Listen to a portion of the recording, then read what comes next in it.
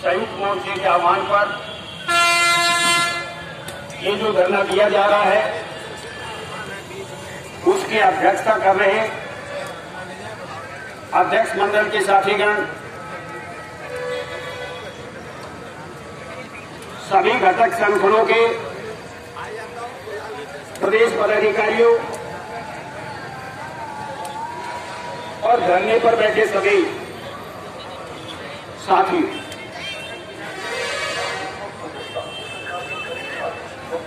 ये जो धरना जयपुर में दिया जा रहा है, इसी तरह से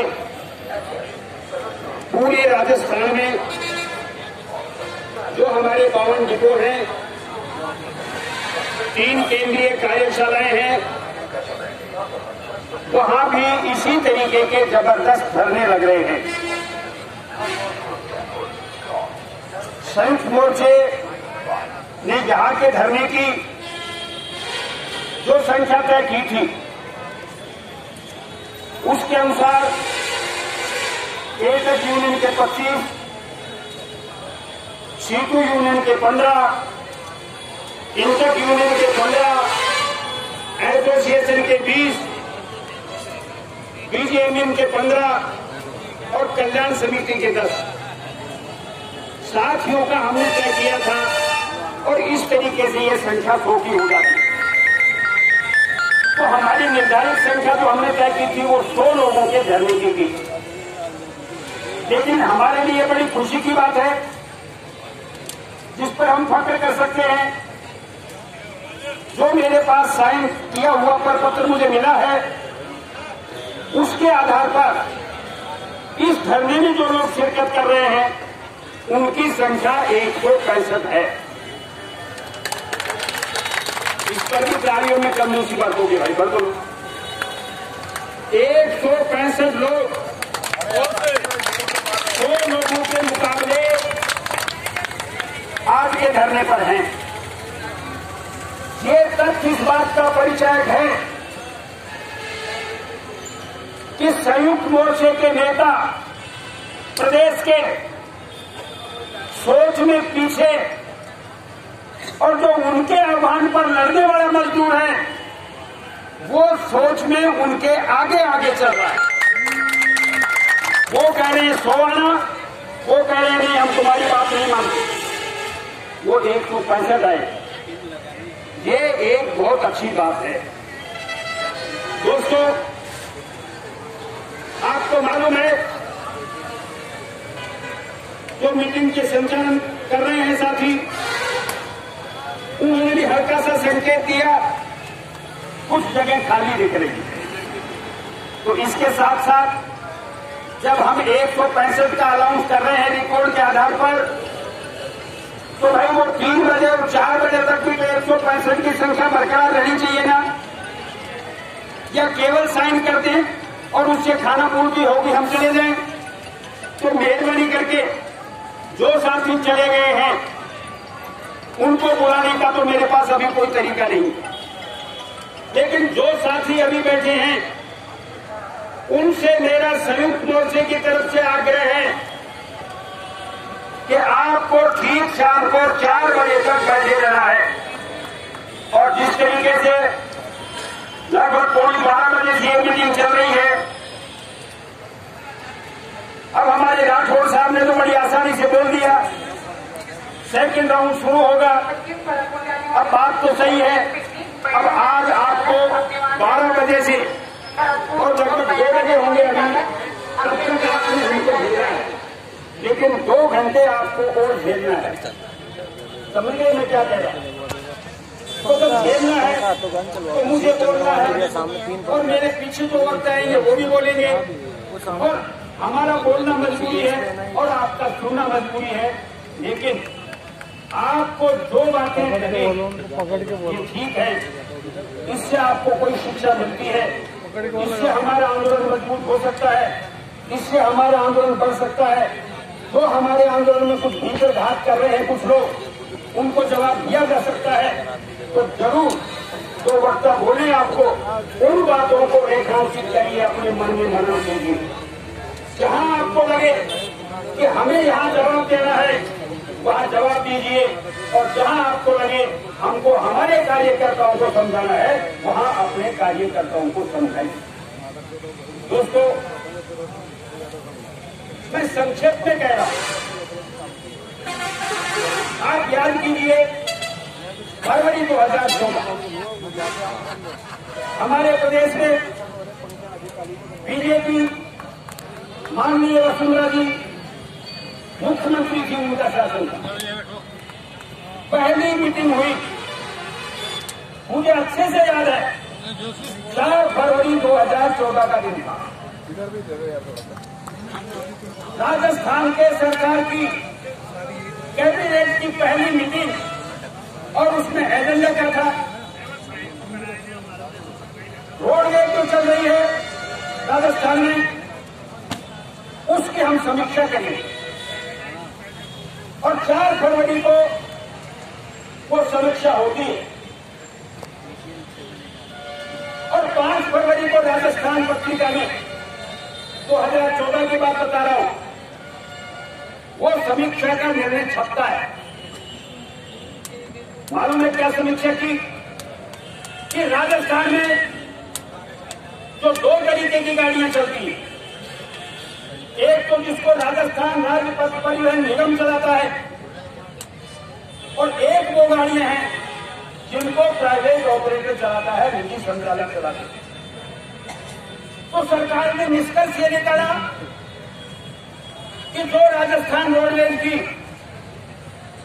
उस वक्त 4,800 अनुबंधित गाड़ियों को मिलाकर रूट पर चल रही है, उनमें राजस्थान का और राजस्थान से बाहर का आदमी बहुत ही परेशान होता है। क्या होता है? बहुत ही परेशान रहता है, उसकी यात्रा परेशानी से भरी है, वहां कोई सुविधा नहीं है, यात्री परेशान है और चूंकि सरकार बहुत ज्यादा संवेदनशील है, इसलिए सरकार जनता के इस दुख को देख नहीं सकती। जनता को बड़ा गर्व हो रहा है इस बात से कि राजस्थान रोडवेज की जो बसें चल रही है उनमें सवारियों को बहुत ज्यादा परेशानी है। दूसरी ओर जो निजी संचालकों की बस चल रही है उनकी तरफ से जनता की कोई भी शिकायत सरकार के और सरकार के किसी महकमे के पास नहीं है। तो जब समीक्षा का निष्कर्ष ये आ गया तो भाई जब ऐसी गंभीर समीक्षा हो गई, गंभीर स्थिति सरकार के सामने आ गई, सरकार अपने आप को संवेदनशील सरकार कहती थी, तो उस सरकार के लिए काम क्या रहा? क्या काम रहा? काम ये रहा कि ऐसा निगम जिसकी गाड़ियों में सफर करने वाले लोग दुखी हैं, उस निगम को छोटा करना चाहिए, उस निगम को कमजोर करना चाहिए, उसकी गाड़ियों की संख्या कम करनी चाहिए, उनके लोगों को जो सुविधाएं मिल रही है उसमें कटौती करना चाहिए और जो प्राइवेट गाड़ियां चल रही हैं उनको जो राजस्थान रोडवेज के बस स्टैंड है, 53 बस स्टैंड, कितने बस स्टैंड? 53, उन 53 बस स्टैंडों पर राजस्थान रोडवेज की गाड़ी के बराबर प्राइवेट गाड़ियों को खड़ी करके वहां से उनका संचालन करना चाहिए। ये फैसला लिया था, याद है ना सरकार ने? क्या भूल गए? ये फैसला लिया। उसके साथ ये फैसला भी लिया, ये इस्तेमाल तो करेंगे राजस्थान रोडवेज के बस स्टैंडों का, इनका किराया क्या होगा, दूसरी सुविधाएं क्या होगी, इनके मालिक तय करेंगे। जरूरी नहीं कि वो किराया रोडवेज के बराबर ही है। इसका अर्थ क्या हुआ? आपकी एक गाड़ी दिल्ली खड़ी है स्टैंड पर, दूसरे स्टैंड पर प्राइवेट गाड़ी खड़ी है, आपका निर्धारित किराया मान लीजिए 200 रुपया है, रोडवेज तो सरकार के आदेश से बनी हुई है। रोडवेज का एमडी चाहे तो दिल्ली का 1 रुपया किराया भी कम नहीं कर सकता। आला साहब ठीक कह रहा हूँ, निर्धारित किराए को कम कर सकता है कि ठीक कर है, लेकिन प्राइवेट पर किसी की रोक है क्या? आज भी कोई रोक है क्या? खाली गाड़ी रहती है तो एक सवारी से 100 रुपये ले लेते हैं, और अगर गाड़ी में सीट नहीं है और सवारी को जाना जरूरी है तो वो 150 और 200 भी ले लेते हैं। कोई त्योहार है, किराया 100 रुपया है, त्योहार पर वो 500 रुपया भी ले लेते हैं, लेकिन रोडवेज पैसा नहीं कर सकता। सरकार ने ये बहुत जबरदस्त हमला, जिसको कहना चाहिए, ये रोडवेज पर किया। और उसके बाद कोई एक नई योजना आ गई, लोक परिवहन सेवा, राजस्थान लोक परिवहन सेवा। नाम कैसा है? नाम कैसा है? आपका क्या नाम है? राजस्थान राजपथ परिवहन निगम। उसका क्या नाम है? राजस्थान लोक परिवहन सेवा। दोनों नामों में अगर जनता से पूछा जाए तो राजस्थान राजपथ परिवहन निगम तो काफी पुराना है, लेकिन राजस्थान लोक परिवहन सेवा नया होने के बावजूद भी राजस्थान की जनता भ्रमित हुई इस नाम से, और वो ये समझती रही कि ये गाड़ियां भी राजस्थान सरकार की ही है। समझ गए आप? ये नाम सोच समझ के रखा गया, राजस्थान लोक परिवहन सेवा। जबकि इसमें जितनी गाड़ियां हैं वो तो प्राइवेट मालिकों की हैं, प्राइवेट मालिकों की हैं। बाद में फैसला किया, और कब किया फैसला? जब सरकार को 2 साल होने जा रहे थे,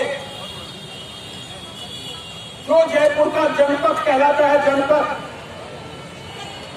जैसे दिल्ली में जनपद है ना, जहां परेड होती है 26 जनवरी की, वैसे जयपुर में भी जनपद है। उस पर बीजेपी सरकार का उत्सव था 2 साल का, और उस उत्सव में वसुंधरा राजे जी ने पूरे राजस्थान की जो जनता बसों में भर्ती लाई गई थी, उनके सामने अनाउंस किया, आज मैं घोषणा करती हूं कि राजस्थान लोक परिवहन सेवा की गाड़ियां पूरे राजस्थान में, राजस्थान के बस स्टैंडों से संचालित की जाएंगी। याद है या भूल गए? और उसी दिन जब जश्न वहां मनाई सरकार के द्वारा वहां जश्न मनाया जा रहा था, तो आप लोग सिंधी कैंप पर क्या कर रहे थे? सिंधी कैंप पर उसी दिन सेम से उसी वक्त इस पर घोषणाएं हो रही थी। आप वसुंधरा राजे और यूनुस खान जी का पुतला दिन के 12 बजे यहीं पर, जहां पर आपकी मीटिंग हो रही है, जहां पर आप चला रहे हैं। मैं ये किसलिए बता रहा हूँ, आपकी याददाश्त ताजा हो जाए, क्योंकि हनुमान को उसकी ताकत का एहसास दिलाना जरूरी होता है। आप हनुमान हो, याद कीजिए।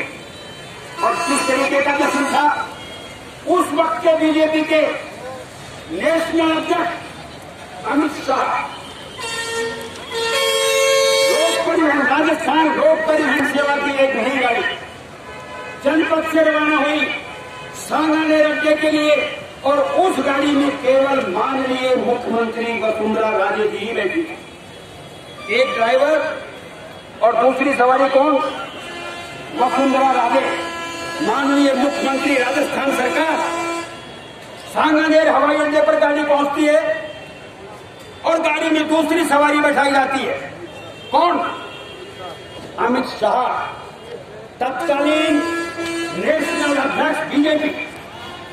और वो गाड़ी जनपद पर आती है और उनकी मौजूदगी में ऐलान होता है कि राजस्थान लोक परिवहन सेवा की गाड़ियों का संचालन राजस्थान के बस स्टैंडों से होगा। आपने सरेंडर कर दिया? संयुक्त मोर्चे ने सरेंडर किया क्या? रोडवेज के कर्मचारियों ने आत्मसमर्पण कर दिया क्या उस घोषणा के आगे? हमने उस राज्य सरकार की, राजस्थान सरकार की, जो अब तक राजस्थान सबसे बड़ा है 1956 से लेके अब तक सबसे ज्यादा ताकतवर सरकार की 163 एमएलए थे, याद है आपको? आर तिवारी जो कांग्रेस के हैं, उन्होंने एक बार मीटिंग में कहा था हमारी तो बीजेपी ने हालत ऐसी कर दी कि हम तो मिनी बस में ही आ जाते। याद है भाषण, मिनी बस में कितनी सवारी बैठती है? तो कांग्रेस की हालात ये और बीजेपी की हालात वो। मैं कहना ये चाहता हूं, सबसे मजबूत सरकार, सबसे मजबूत सरकार, चुनौती आपने स्वीकार कर ली, पान का बीड़ा आपने दबा दिया और बहुत ऐतिहासिक तारीख आई जो मेरे ख्याल से राजस्थान रोडवेज के कर्मचारियों को अगर याद नहीं रहे तो किसी पन्ने के ऊपर किसी मोबाइल में फीड कर लीजिए। वो तारीख थी 6 अक्टूबर 2016। तो राजस्थान रोडवेज को बचाने की एकमात्र ऐतिहासिक तारीख है। कौन सी तारीख है? 6 अक्टूबर 2016। क्या हुआ था? राजस्थान लोक परिवहन की एक गाड़ी हमारी इस आउट गेट के सामने से इन गेट की तरफ रवाना हुई और एक गाड़ी सामने से रवाना हुई। और कितने बजे? सुबह 5 बजे। कितने बजे? सुबह 5 बजे। मुझे फक्र है इस बात का। सुबह 5 बजे कम से कम आउट गेट के ऊपर उस वक्त ज्यादा संख्या नहीं थी, लेकिन उस वक्त भी लगभग 200-250 लोग 5 बजे आ गए। इन गेट पे जैसे गाड़ी अंदर जाती है, इन गेट पे। और लोक परिवहन सेवा की गाड़ी आई, उसको जो ड्राइविंग कर रहे थे और जो लोग उस वक्त पसंदीद थे, आप में से कुछ लोग तो होंगे भाई जो गेट पर थे, आपने देखा होगा। अगर मेरी बात में 1% भी कोई इधर उधर की बात हो तो मुझे आप टोक दीजिएगा, मेरी मन करके। आपने देखा होगा वो लोक परिवहन सेवा का ड्राइवर गाड़ी को किस तरीके से चला के ला रहा था वहां पर। अगर वो गाड़ी रोकी गई नहीं होती तो ये निश्चित था कि रोडवेज का आदमी तो गेट छोड़ के हटता नहीं। और मेरे ख्याल से 10-20 की कैजुअलिटी उसी समय इन गेट पर हो गई। ये हालात थी राजस्थान जो लोक परिवहन सेवा की गाड़ी को चला रहा। संयोग ये था, उसी वक्त हमारी डीलक्स डिपो की एक गाड़ी, नाम शायद प्रहलाद था उनका, संयुक्त मोर्चे के लोग तो इधर खड़े थे, बीच में पुलिस खड़ी थी।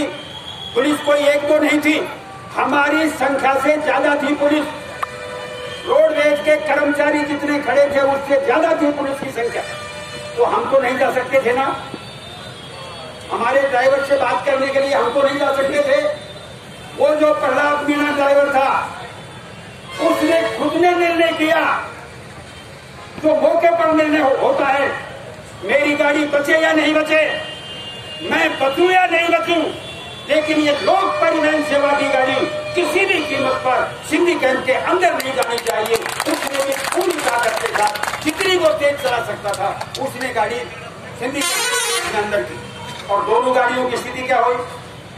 न हमारी गाड़ी अंदर जा सकी और न लोक परिवहन की गाड़ी अंदर जा सकी। और दोनों की स्थिति ये हो गई, दोनों के माथे मिल गए, दोनों के माथे मिल गए। और जैसे जैसे टाइम गुजरा, मैं हेड ऑफिस के साथियों को भूल नहीं सकता।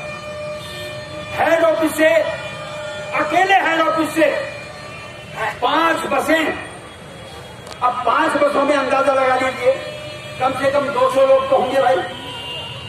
200 लोग हेड ऑफिस से एक साथ यहां जुड़ गए। और हेड ऑफिस की स्थिति ये रही, एमडी, ईडीए, ईडीटी, एफए और आपका ईडी इंजीनियरिंग, इनको छोड़कर उनके पीए जो थे, मैं कईयों को तो मैं जानता हूं, बहुत से साथी हमारे जानते हैं, सारे के सारे पीए भी उस दिन यहां मौजूद थे। जो हमारे डिपो थे, deluxe depot, Vidyanagar depot, Vaishali Nagar depot, आपका जयपुर डिपो, एक भी साथी वहां पर डिपो पर नहीं था।